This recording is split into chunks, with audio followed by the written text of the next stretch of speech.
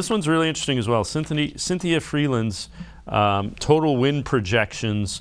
This is on NFL.com. She has the Browns at 8 wins. The over-under total is 9.5. You see the odds to make the playoffs, win the division, win the conference, win the Super Bowl. Now, the interesting thing is AFC North is kind of all bunched together again. She has the Ravens with the most, 9.2 wins. She has the Bengals next, 9.1. She has the Steelers ahead of the Browns at 8.1, and then the Browns at 8.0. I don't, and again, the Steelers always seem to find a way to get to 500 or better, but I look at that roster and I look at the Browns roster, I don't see it.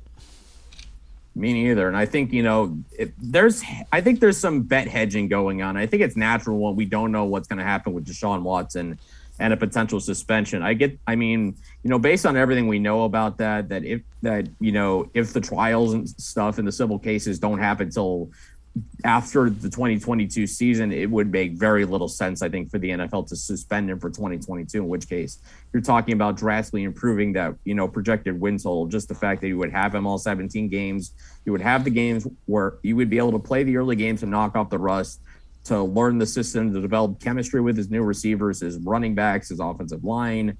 I could see where all those things can hamper it. And, the more games he's suspended, the more time it would take for him to kind of do those things to get back to the form he was, in 2019 and 2020 when he was, at his best. So there's that understanding. But from a pure roster perspective, there's plenty of ways the Browns can win games. If Jadeveon Clowney comes back, you've got that defensive end duo that all of a sudden is as formidable as it was a year ago. You got one of the best running games in the NFL with Nick Chubb and Kareem Hunt in the backfield. You got that offensive line. I know they're going to break in a new starter, Nick Harris, but he's going into his third season.